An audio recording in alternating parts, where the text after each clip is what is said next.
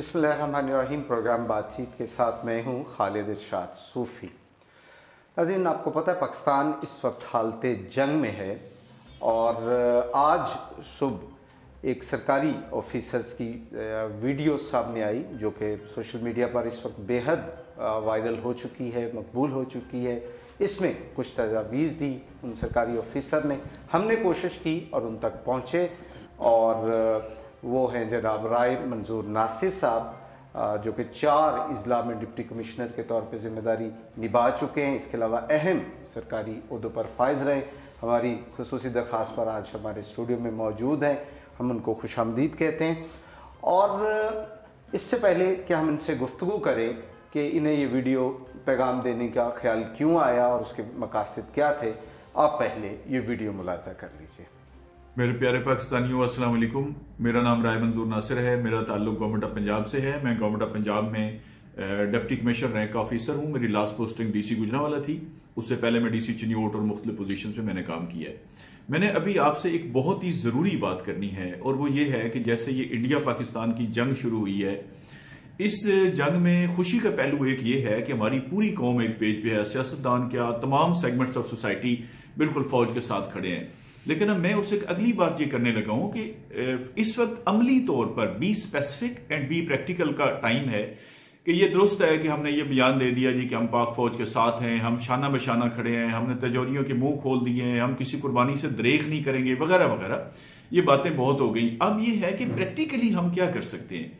तो मेरी गुजारिश ये है कि इस वक्त जरूरी है कि फौरी तौर पर हर बंदा अपना जायजा ले। मसलन मैंने बहसीयत पाकिस्तानी और बहसीयत सरकारी मुलाजिम के जायजा लिया कि मुझे एयरफोर्स का जहाज उड़ाना नहीं आता, देयरफॉर मैं एयरफोर्स की अमली तौर पे कोई मदद नहीं कर सकता। मुझे आप दोजें चलानी नहीं आती, समुद्र में मैं कुछ नहीं कर सकता, देयरफॉर मैं नेवी में भी कोई हेल्प नहीं कर सकता।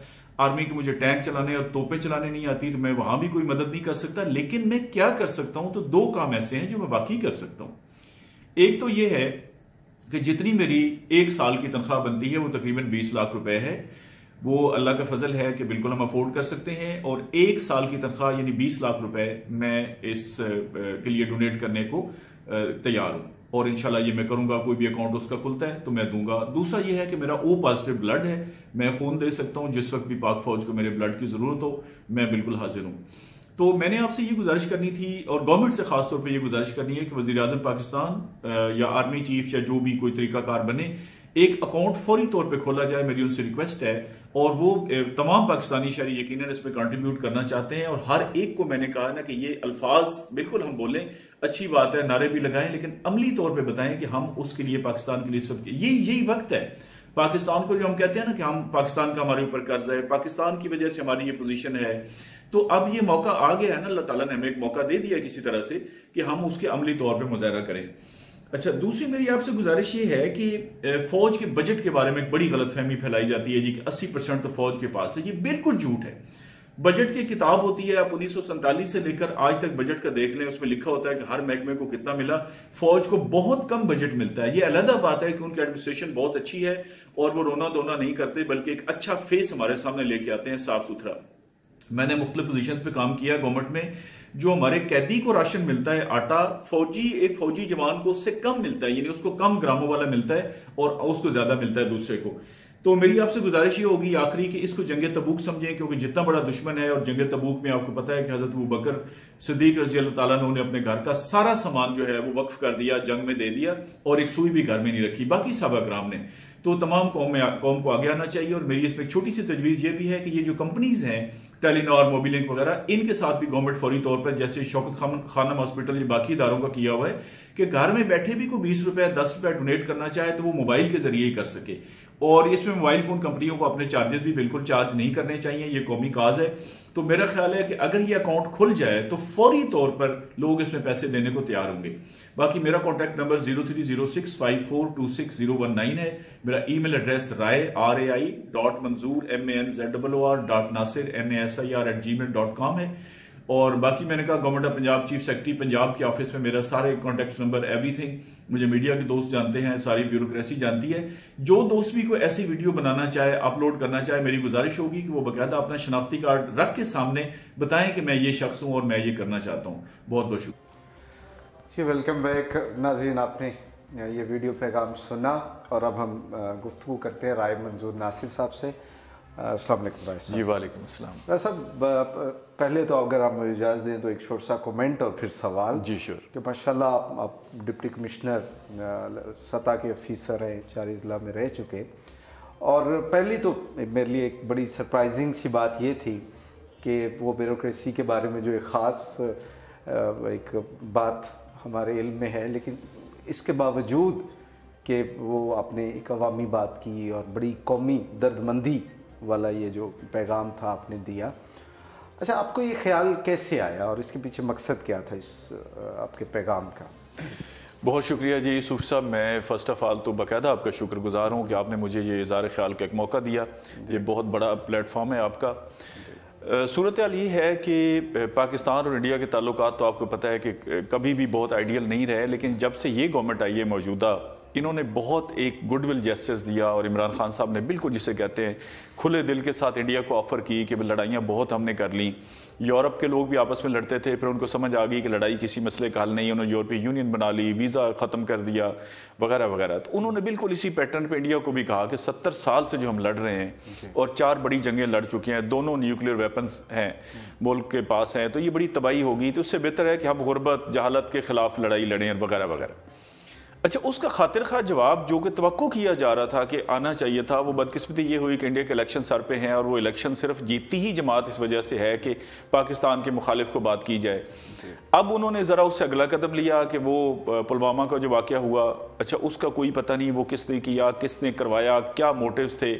और जैसे हमारे प्राइम मिनिस्टर साहब ने कहा कि पाकिस्तान तो अफोर्ड ही नहीं कर सकता और कोई पागल होगा जो इस मौके पर इस किस्म की हरकत करे अगर पाकिस्तान के खाते में डालें। खैर, जंग शुरू हो गई, आपको पता है जी जी जी। अच्छा, अब उसमें सूरत हाल ये है कि देखिए ना, मैं सबसे पहले एक पाकिस्तानी शहरी हूँ, उसके बाद मैंने कोई 24-25 साल की उम्र में जाके ना ये नौकरी ज्वाइन की। नौकरी तो बाद की बात है जी सर। तो पाकिस्तानी, और रिटायरमेंट के बाद भी मैंने पाकिस्तानी शहरी रहना है, तो मेरा बुनियादी जो है वो मैं पाकिस्तान के एक सिटीज़न हूँ और मेरे ऊपर कोई जिम्मेदारी आयद होती है। और यकीन करें, मैं अल्लाह रसूल वाली बात आपसे कर रहा हूँ कि बहुत तकलीफ थी मुझे इस सारे प्रोसेस में कि यार फ़ौज अपनी जानें कुर्बान कर रही है। फ़ौज से मेरी मुराद तीनों जो हमारी आर्म्ड फोर्सेज हैं। अच्छा, काश मैं डॉक्टर होता तो मैं कोई आगे बॉर्डर पे जाके कोई मरहम पट्टी कर सकता, कोई और ऐसा मेरे पास होता, कोई फोरम होता, तो फिर मुझे ये समझ आई कि मेरे जो भी जज्बात हैं वो मैं इस वीडियो के ज़रिए आवाम से शेयर करूँ। अच्छा, आपने इस वीडियो में जो तजवीज़ की है वो तो पूरी कौम के लिए, क्या पाकिस्तानी कौम के से एक आम फर्द के आपकी जो भी जिम्मेदारी है या जो आपके पास जो भी सलाहियत है। अच्छा, इसमें जो आपने एक अकाउंट या एक फ़ंड कायम करने की बात की है, ज़रा इसको वाज़े कीजिएगा हमारे नाज़रीन के साथ कि क्या है ये। देखिए, ये अल्लाह का बहुत शुक्र है कि ये एक ऐसा मौका आया है कि हमारी पूरी कौम 20-22 करोड़ बंदा जो भी है वो बिल्कुल एक पेज पे है और सब एक ही बात कर रहे हैं। आप कौमी असम्बली, सूबाई असम्बलीज़, सेनेट से लेकर किसी पॉलिटिकल पार्टी की बात कर लें, जितने सोसाइटी के हिस्से होते हैं, टीचर्स हैं, सरकारी मुलाजिम हैं, बिजनेसमैन हैं, मीडिया है, सब के सब एक पेज पे हैं कि जी पाकिस्तान की सालमियत पे कोई कंप्रोमाइज़ नहीं है और बिल्कुल हम इस इंडिया की हरकत से नाखुश हैं। अच्छा, अब सवाल ये पैदा होता है कि फ़ौज वाले तो फोर्सेज जो है वो तो अपनी जान हथेली पे रख के कुर्बान भी करने को तैयार हैं और जो कुछ पॉसिबल है सारा वही कर रहे हैं। तो मेरा ये ख्याल था कि भाई अपनी अपनी कैपेसिटी में रह के जितने भी हम लोग हैं फोर्सेस के अलावा, वो अपना एक पूरा एनालिसिस करें। देखें ना, ये अच्छी बात होगी कि हमारे ताजिर सड़कों पे निकले, ये बहुत अच्छी बात है। उन्होंने एक किस्म का यकजहती का पैगाम दिया फ़ौज को जी कि हम आपके साथ खड़े हैं। यूनिवर्सिटीज़ को लोग निकले और जुलूस जलसे।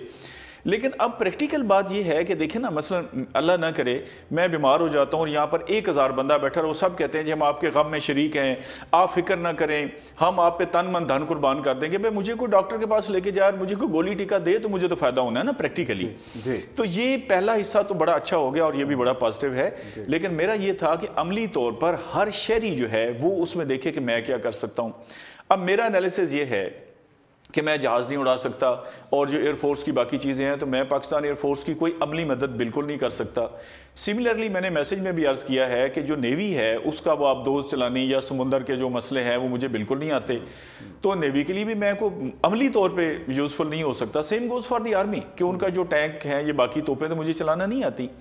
अच्छा, मैं डॉक्टर नहीं हूँ कि मैंने कहा कि जाके मरहम पट्टी करूँ, या जैसे आप मीडिया में बैठे आपके पास एक प्लेटफॉर्म है कि आप वो करें, तो मैं क्या कर सकता हूँ? फिर मैंने जब ठंडे दिमाग से, और यही सवाल मैं चाहता हूँ कि हर शहरी अपने आप से करे, जब मैंने ये सवाल अपने आप से पूछा तो मुझे इसके दो जवाब आए। एक तो ये है कि कुछ पैसे जो मेरी ज़रूरत से ज़ायद हैं या मैं अपना थोड़ा पेट काट के मैं वो कंट्रीब्यूट कर सकता हूँ। फ़ौज ने कोई हमसे नहीं कहा जी कि हमें पैसे दें, हम मर गए, पिट गए, लुट गए, हमें बड़ी ज़रूरत है, लेकिन हमारा अपना फ़र्ज़ है कि वो जब जान कुर्बान कर रहे हैं तो कुछ तो हम भी कुर्बानी का जज्बा दिखाएं ना जी कि हम आपके साथ हैं और बातचीत से बढ़ के अमली तौर पे आपके साथ हैं। तो इस वीडियो के जरिए मैंने ये ऐलान किया है, पहले तो मैंने रिक्वेस्ट की है गवर्नमेंट से कि गवर्नमेंट एक अकाउंट खोले सिर्फ इसके लिए, ख़ास तौर पे इसी मकसद के लिए हो, और वो हमारी फ़ौज की उसमें वेलफेयर भी शामिल हो जाएगी। हमारी तो देखें ना, इंडिया के साथ भी जंग है और ये जो टेररिज्म है वो मुसलसल कई सालों से जंग चल रही है। वो एक फ़ंड क्रिएट किया जाए जिसमें मुसलसल भी लोग पैसे डालें और एक दफ़ा भी जितने मैक्सिमम डाल सकते हैं। तो मैंने अपने 1 साल की सैलरी जो कि 2 मिलियन यानी को 20 लाख रुपए बनते हैं, वो मैंने इसमें कंट्रीब्यूट करने का ऐलान किया है, और जो ही इंशाल्लाह ये खुलता है वो मैं दूंगा। दूसरा जो काम मैं कर सकता हूँ कि मैं ऐसे ही मेरे ज़हन में आया कि मेरे ब्लड ग्रुप जो है वो O पॉजिटिव है, और O पॉजिटिव आपको पता है कि तकरीबन हर एक को लग जाता है, ऐसा खून होता है। तो मैंने कहा जी कि मैं खून भी डोनेट कर सकता हूँ। ये 2 काम है जो मुझे समझ आए। इसी तरह से मैसेज मेरा बुनियादी तौर पे ये है कि हर शहरी अपने तौर पे ये सोचे, हर पाकिस्तानी वो यहाँ बैठा है या पाकिस्तान के बाहर बैठा है, कि वो इसमें अमली तौर पे क्या हिस्सा ले सकता है। राय साहब, ज़रा इसकी प्रैक्टिकल सूरत आपकी ये जो तजवीज़ है उस पर गौर करते हैं कि हुकूमती सतह पर इसकी मुमकिनात क्या है? आप ही बेहतर बता सकते हैं, आप सरकारी ऑफिसर हैं माशाल्लाह। एक तो ये कि ये अकाउंट खुल जाए तो किस लेवल पे, फेडरल लेवल पे अकाउंट हो। दूसरी, एनीवे मैं आपकी इस तजवीज़ को बेहद सराहता हूँ, बहुत शुक्रिया कि भी आपने एक ऐसा हो जो कि दिफाई बजट के तौर पे भी इस्तेमाल हो सके, और जो हमारी फोर्सेस हैं जो कि हमारी सलामती के लिए अपनी जान कुर्बान करने तक जाती हैं, उनकी वेलफेयर का भी हो जाए। अच्छा, इसकी प्रैक्टिकल सूरत क्या हो सकती है, एक उस पर ज़रा हमें गाइड करें, और फिर ये कि किस तरह इसमें डोनेशन दी जा सकती है? आपके डेफिनेटली ज़हन में कोई तजवीज़ होंगी। जी, मैं आपको अर्ज़ करता हूँ, इसके 2 हिस्से हम कर लेते हैं। पहला हिस्सा तो ये है कि ये अकाउंट, बिल्कुल आपका सही सवाल है कि ये फेडरल लेवल पे खुलना चाहिए, क्योंकि पाकिस्तान की जो आर्मी, एयरफोर्स, नेवी है वो फेडरल के डिपार्टमेंट बनते हैं। जैसे ये भाषा डैम के लिए खोला गया है, इसी तरह से ये एक फेडरल लेवल पे एक अकाउंट खोला जाए और वो फिर सर्कुलेट हो जाए पूरी दुनिया में, जहाँ जहाँ पाकिस्तानी है उसमें वो हिस्सा डालें। और दूसरा मेरे इसका मतलब एक दफ़ा जैसे मैंने कहा कि कोई एक बड़ी अमाउंट, देखें ना, अगर एक बंदे के पास 2, 3, 4 प्लाट हैं, 10 प्लाट हैं, तो एक कम भी हो गया तो कोई फ़र्क नहीं पड़ेगा, कोई कब्र में लेके जाने हैं। इससे बड़ी क्या काज हो सकती है? देखें ना कि एक बंदा तो जान की कुर्बानी दे रहा है, और दूसरा ये जो को 15, 20, 30 हज़ार रुपए के लिए हम देते हैं सैलरीज गवर्नमेंट की, कोई लाखों में नहीं है फौजियों की, तो वो ये है कि वो एक मकसद के तहत बंदा खड़ा है। तो ये तो सबसे आसान कंट्रीब्यूशन है कि भाई जो फालतू है वो आप डोनेट कर दें और अपने मुल्क के लिए डोनेट कर दें। और मुल्क के लिए भी सबसे बड़ी और अच्छी काज जो है वो ये है। लेकिन हमारे लोग मसलन चौक बनवा देते हैं, ऐसे हमारे पास बड़े डोनर्स आते हैं, वो उनको शौक होता है डी साहब के साथ या कमिश्नर साहब के साथ या किसी बड़े के साथ कि वो फ़ोटो बनवा लें कि सर हम एक चौक को बड़ा खूबसूरत कर देते हैं, ये कर देते हैं, तो लोग तो डोनेशन वहाँ भी देते हैं। इससे तो मुकद्दस को डोनेशन या कंट्रीब्यूशन हो ही नहीं सकती। दूसरा इसका पहलू ये है कि ये जो हमारी मोबाइल कंपनीज हैं, सेलुलर कंपनीज जो हैं, जैज़ है, टेलीनॉर है, बाकी है, इनके साथ गवर्नमेंट कहे, और ये भी इनसे भी मेरी गुजारिश होगी कंपनियों से कि इन्होंने बहुत मुनाफा कमा लिया है पाकिस्तान से और रोज़ाना की बेस पे कमा रहे हैं, कि इसमें कोई चार्जेस ना लें। मसला अगर मैं 100 रुपये डोनेट करता हूँ या 20 रुपये डोनेट करता हूँ तो वो पूरे के पूरे उस फंड में जाने चाहिए, ये अपने कोई उसमें से खर्चे ना निकालें। तो वो ये है कि घर बैठे, जैसे शौकत खानम हॉस्पिटल का है, बाकी इदारों का है, कि आप 10 रुपये, 20 रुपये, 50 रुपये घर बैठे डोनेट कर सकते हैं। और ये 20 रुपये, 10 रुपये डेली बेस पर, मैं तो कहता हूँ कौम को जो अफोर्ड, और कोई भी ऐसा नहीं, ये तो थोड़े से हम बर्गर खाना अगर कम कर दें, और हर बंदा किसी न किसी अय्याशी में पड़ा हुआ है, चंद एक को छोड़कर वो जो बहुत ज़्यादा गुर्बत की मिसाल दी जाती है ना, वो इंडिया में तो है, पाकिस्तान में कोई नहीं है। आप जिसको देखेंगे उसके हाथ में मोबाइल होगा, कपड़े सही पहने होंगे, घर में अलग शुगर रोटी रिज़्क है। तो ये दोनों इसके पहलू हैं। राय साहब, ये आपकी जो तजवीज़ है, यानी एक मुस्तकिल अकाउंट खुल जाए जी, और उसमें लोग अपनी इस्तात के मुताबिक रज़ाकाराना तौर पे जो है फंड्स देते रहें, जब गाहे गाहे ज़रूरत पड़ती रहे। अच्छा, बहुत अच्छी तजवीज़ है। अच्छा, ये तो होगी एक हुकूमती सतह पर आपकी तजवीज़। और अब ये पूछना चाह रहा था मैं कि जब ये हालत जंग होती है तो ये ज़िली गवर्नमेंट जो है या मैनेजमेंट जो है, हुकूमत जो है, वो इन हालात से नबद आज़मा होने के लिए क्या क्या तजवीज़ दी जाती है? अवाम क्या किस तरह का तर्ज़ अमल अपनाएं, क्या कुछ करें, उस पर भी ज़रा रोशनी डालिए। बिल्कुल जी, उसमें एक SOP बना हुआ है कि देखें ना, सरकारी हॉस्पिटल्स हैं उनमें इमरजेंसी नाफिज कर दी जाती है, सिविल डिफेंस को एक्टिवेट कर दिया जाता है, पुलिस को बताया जाता है कि कोई मशकूक हरकत हो तो जी शहरियों से भी अपील की जाती है। वो जो सरकारी इदारे हैं सारे के सारे छुट्टियाँ कैंसिल कर दी जाती हैं, वो हाई अलर्ट पे आ जाते हैं। लेकिन एक सवाल जो इसमें लाजमी तौर पे मैं खुद चाहूँगा इसका बताना कि आम तौर पर एक बड़ी गलत फहमी है, शायद ये आपने अगला सवाल करना हो, कि फ़ौज का तो जी पहले ही बजट बहुत ज़्यादा है, 80% तो फ़ौज लेके जाती है, तो क्या ख्याल है? अब ये बिल्कुल मैं इसके बाद ये इसमें आ रहा था कि जो एक तासुर है कि दिफाई बजट हमारा 80% के करीब है, चलिए अच्छा उस पर हम बाद में बात कर लेते हैं। तो ये जो तासुर है और उसके बाद एक फंड कायम कर देने की बात जो है, ये इस पे आप हाँ, ये वो सोहेल साहब वाली बात है ना कि ये खुला तजाद नहीं है, तो ये खुला तजाद नहीं है क्योंकि ये बिल्कुल झूठ है। अच्छा, असल में एक सोची समझी साजिश के तहत इन्वेस्टमेंट करके कुछ काम पाकिस्तान में किए गए हैं या उनकी कोशिश की गई है, जिनमें से एक ये भी है कि फौज और अवाम के दरमियान जो इतनी मोहब्बत है ना, इसको देखे ना, ट्रकों के पीछे लिखा होता पाक फौज को सलाम, वो ये तो नहीं कि वो ट्रक पाक फौज का है। मैं बहसीयत मैजिस्ट्रेट, मेरी बत्ती पे नीली गाड़ी लगी हुई है, गाड़ी पे लाइट लगी हुई है, गनमैन मेरे साथ है, मैं मैजिस्ट्रेट हूँ, और ये जो ट्रक जा रहे होते थे ना फौज के, हमेशा मैंने उनके जवान ही ज़्यादा पीछे बैठे होते हैं, कोई ऑफिसर्स तो नहीं होते, मैंने उनको सल्यूट किया बाकायदा इस तरह से कि इनको ये फील हो कि भाई हम वाकई कोई इंपॉर्टेंट लोग हैं, हमारी इज्जत हुई है। मेरे पास यकीन करें ऑफिस में कोई सिपाही भी आ गया फौज का, तो मैंने उसको ऐसे मतलब ट्रीट किया है जैसे कोई शायद जनरल साहब आ गया, इसलिए कि वो यही चीज है जो हम उनको दे सकते हैं, इज्जत एहतराम। अच्छा, आपको कुछ क्लैरिटी देना चाह रहे थे? मैं बजट के बारे में अर्ज करता हूँ। अच्छा, वो इन्वेस्टमेंट ये करके ये बात फैलाई गई अफवाह जी कि 80% तो बजट फौज के पास है, तो फलां फलां, ये बिल्कुल झूठ है। देखिए, बजट की छपती हर साल इतनी मोटी किताब, अच्छा फेडरल भी और सूबों के भी, आप 1947 से लेकर वो किताब उठा लें, किसी बजट में 80% क्या उसके इर्द गिर्द भी नहीं है। मतलब इतना उसमें लिखा होता है कि एजुकेशन को इतना, हेल्थ को इतना, फौज को इतना, फलां को इतना, वो बजट बाकायदा लिखा होता है। और जितनी ये फौज है, आप यकीन कर लें, मैं कुछ हैसियत में, मैं गिलगित में रहा हूँ डिप्टी कमिश्नर भी, तो वहाँ जो DC होता है वो जेल सुपरडेंट भी होता है बराह रास्त। मतलब यहाँ तो ये है ना कि जो DC, मैं जैसे चिन्योट में रहा हूँ, गुजरांवाला में रहा हूँ, तो जेल वैसे इनडायरेक्टली हमारे अंडर आती है, वहाँ पे बराह रास्त सुपरडेंट भी जेल सुपरडेंट होता है DC। आप हैरान होंगे सुन के कि जो आर्मी जवान को कोटा मिलता है ना रोजाना की बुनियाद पर, वो ग्राम तुले होते हैं कि इतने ग्राम, 623 ग्राम है कि ये वो आटा मिलेगा। अच्छा, उससे ज्यादा कैदी को आटा मिलता है, यानी कैदी से भी कम एक फौजी जवान को आटा मिलता है। ये जो नोशन बनाया गया, ये बिल्कुल गलत है। उनके पास बड़े महदूद फंड है, इसलिए हमारा फर्ज बनता है। और देखिए, उसके बावजूद कभी फौज ने कोई रोना धोना नहीं किया, कभी वो एक अच्छा चेहरा हमारे सामने लेके आते हैं अच्छी एडमिनिस्ट्रेशन की वजह से। जब भी मुल्क में कोई आफात आई हैं, कोई किसी भी इमरजेंसी का हुआ, तो सबसे बढ़कर जो रोल अदा किया है रिहेबिलिटेशन में, और बिल्कुल वो बिलाशुबा आर्मी ने किया। ऐसा प्रोग्राम के आखिरी हिस्से में मैं आपसे ये सवाल कर रहा था कि ये जो अवाम है इस वक्त, हमें वो कौन कौन से चीज़ें हैं, एक तो रस्मी आपने SOPs का जिक्र किया, ओवरऑल आपने जो जिम्मेदारियां निभाई हैं, पाकिस्तानी अवाम का जो पोटेंशियल भी आपके सामने, हमें किस तरह का तर्ज अमल अपनाना चाहिए कि हम कौमी धारे में भी रहें, बचत भी रहे, अवली जो तजवीज़ है उस पर भी अमल पैरा हो सके, और ओवरऑल भी प्रिकॉशन रहे हंगामी हालात में।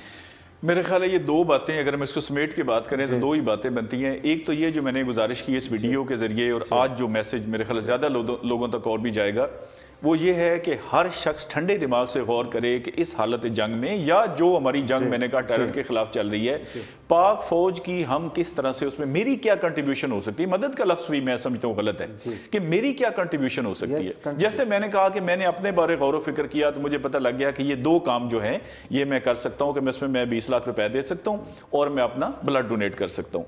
इस तरह आप मीडिया के प्लेटफॉर्म पर बैठे हैं, उलमाए कराम का एक प्लेटफॉर्म बहुत बड़ा है, टीचर्स हैं, नर्सेज हैं, डॉक्टर्स हैं, दुकानदार हैं, हर बंदा अपना ये गौर करे और उसमें अमली तौर पे हर सूरत वो आगे सामने आए और अपना हिस्सा डाले। मैंने वीडियो में ये भी कहा कि अगर कोई दोस्त इस तरह की वीडियोस बनाना चाहते हैं, वो प्लीज़ अपना शनाख्ती कार्ड रख के, मैंने इसमें अपना टेलीफोन नंबर भी दिया था, ताकि पता लगे कि ये जेन्युइन है, ये फेक नहीं है। ऐसे ना हो कि जी मैं 2 करोड़ देता हूँ, बाद में पता चला जी वो बंदा ही फेक है।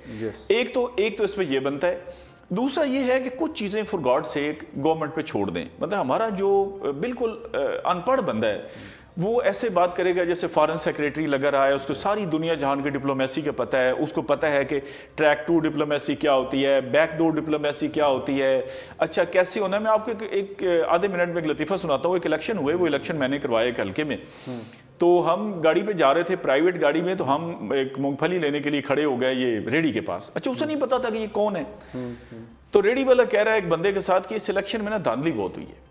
तो मैंने उससे कहा जी कि आपको कैसे पता लगा? कहता जी ये तो मुझे पता है। मैंने कहा भाई मैं मजिस्ट्रेट हूँ, मैंने ये इलेक्शन कराए हैं, अगर कोई धांधली की बात थी तो गवर्नमेंट हमें मैसेज करती ना। मुझे अहकाम आते, मुझे कोई पता नहीं ना कोई अहकाम आए हैं, लेकिन वो मूंगफली के रेडी वाले को जरूर पता है कि धांधली हुई है। अच्छा ये जो है ना अफवाहबाजी कर देना हर बात पे, हर बंदा, मतलब मैं आप एक IMF का पूछ लें, वो अभी चल रहा होता है, अच्छा बताएं जी पाकिस्तान को इन्वेस्टमेंट आनी चाहिए नहीं आनी चाहिए। भाई जो टेक्निकल मामलात हैं जो नहीं आपको पता, किसी बात में आप ये कह दें कि भाई ये मुझे नहीं पता, हुकूमत जो कर रही है फिर ठीक ही कर रही होगी।